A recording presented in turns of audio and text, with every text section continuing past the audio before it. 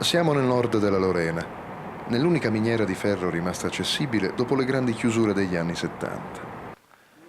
Ci interessa capire qualcosa di più sul mestiere che la maggior parte degli emigrati italiani, trentini compresi, andavano a svolgere una volta arrivati in questa regione. La scorsa puntata abbiamo scoperto alcune caratteristiche specifiche del lavoro in miniera.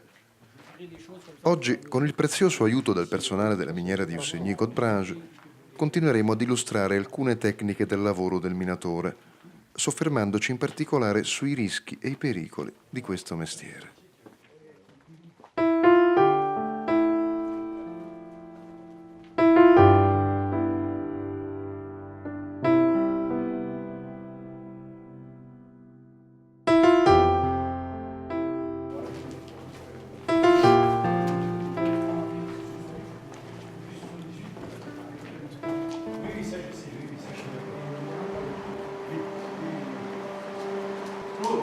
Hai fatto speleologia?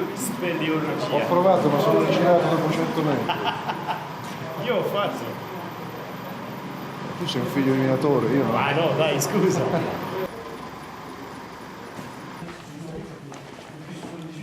C'était une phase de travail bien précise, c'est ce qu'on appelle le purgeage. Hein. Au début, le purgeage se faisait à main nue. Il n'y avait pas de machine. Et c'est là qu'on a eu énormément d'accidents, dont des accidents mortels. Voilà, on y arrive, je vais vous expliquer. Il fallait que le mineur aille sécuriser la galerie qui se trouve au fond. Pour pouvoir sécuriser, il fallait qu'il monte sur le tas de mine et à l'aide de ce qu'on appelle, voilà, on va vous la montrer, la barre à mine ou la barre à sonder. Hein, donc il était en équilibre instable sur son tas de mine et il fallait qu'il avance. Vous voyez? Voilà. Donc il sondait. Écoutez là.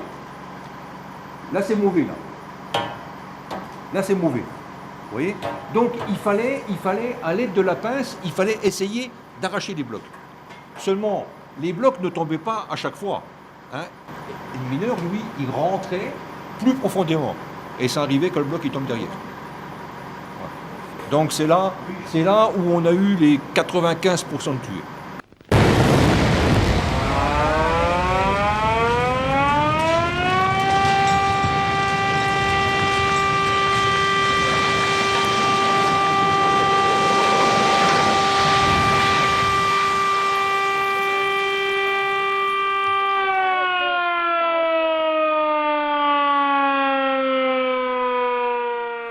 Dans la nuit, il y a la sonnette qui a sonné à la maison.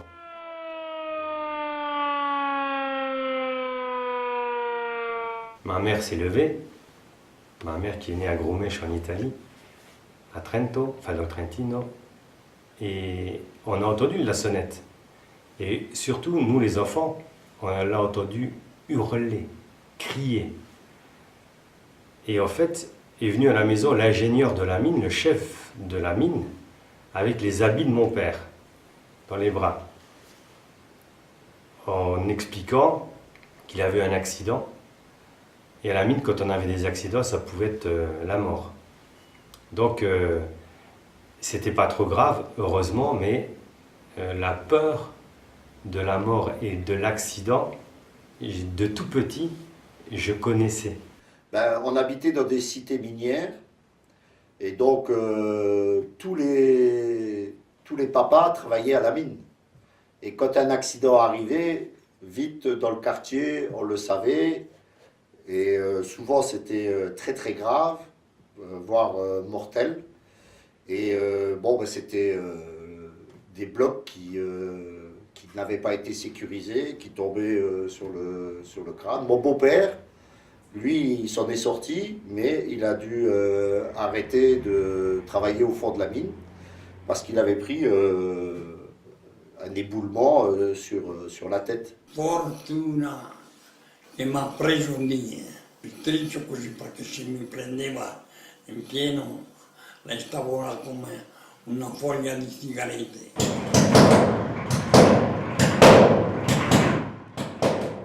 Et ensuite, dans les années 1970, est apparu le jumbo de foration. C'est une machine hydraulique Avec cette machine-là, elle a une particularité, c'est qu'on peut la placer n'importe comment dans la galerie, on réussira toujours à forer nos trous.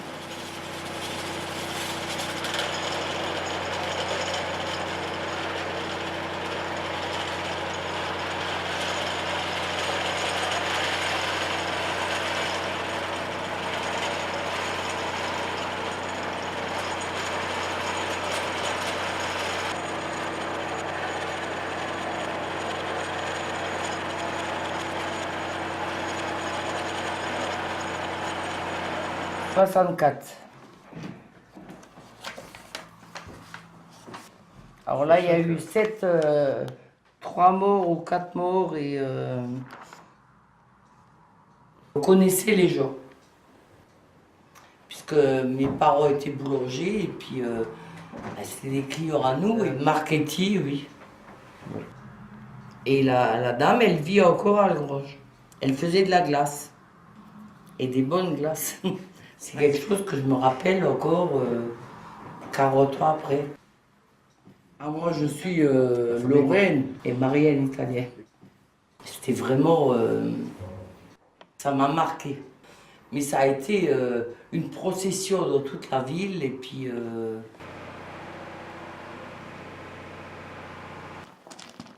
Détonateur électrique, hein, et chaque détonateur avait son numéro. Vous voyez ?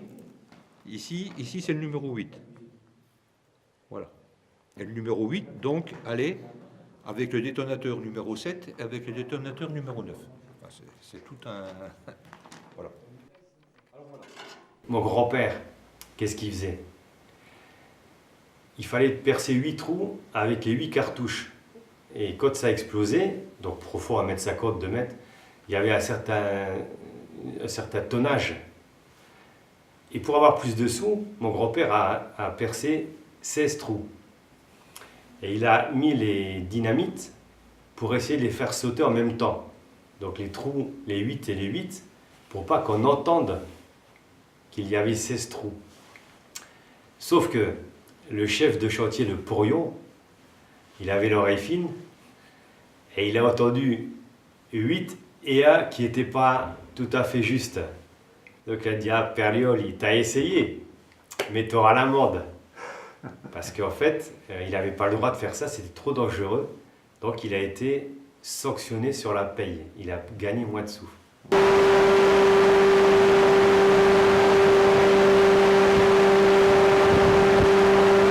Alors il faut savoir qu'avant la mécanisation et avant la mensualisation des payes, quand le mineur était payé à l'abattage, là, il y avait effectivement une hiérarchie, mais qui se retrouvait à travers la paye.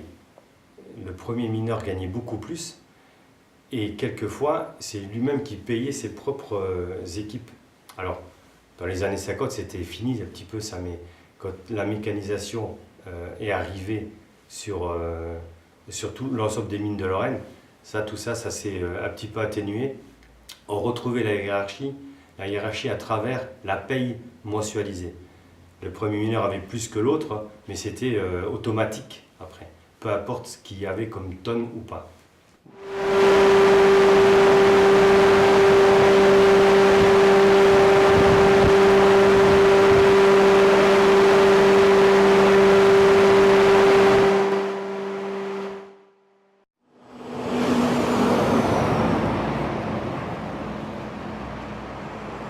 On faisait très attention, si vous voulez, à ne pas opposer entre nous, à nous diviser, mais au contraire de se servir de la diversité pour rassembler. Au niveau syndical, nous avions quand même des responsables syndicaux de tous ordres, mais enfin en majorité italienne, puisque c'était le groupe le plus fort. Bon, ici, un des responsables qui m'a précédé s'appelait Balducci, je le prononce en italien, hein, Alberto Balducci. L'autre, c'était Jean Corradi, donc aussi consonance italienne, Saverna, hein, voilà. Alle 6 fino alle 2 e quando cresceva, tutte le medesime, e quando cresceva dopo pranzo alle 2 giusto alle 10 di sera. Papà fa 30 anni di mina e dopo il figlio l'ha fatto 30 anni di mina. E lui andava sempre, era lì che portava l'invitazione, era lui che portava il giornale del sous-sol, era lui che si occupava, era segretario della sezione de Ayons. Et en fait, le Luigi Zanenogar, hein, il a été aussi, bien entendu, syndicaliste. Et il a travaillé dans le cadre aussi du syndicat de la CGT avec les mineurs, mais qu'ils soient trentini ou non. Hein. Et forcément, il y avait une solidarité, une connaissance et un combat syndical en commun qui a été très fort et qui a tissé des liens. Les décès du travail étaient plutôt rares. C'était surtout le fait de la mécanisation. Les conséquences étaient différentes. C'était, si vous voulez, bon, vous aviez plus de bras cassés, de mains, etc., écrasées, que de morts.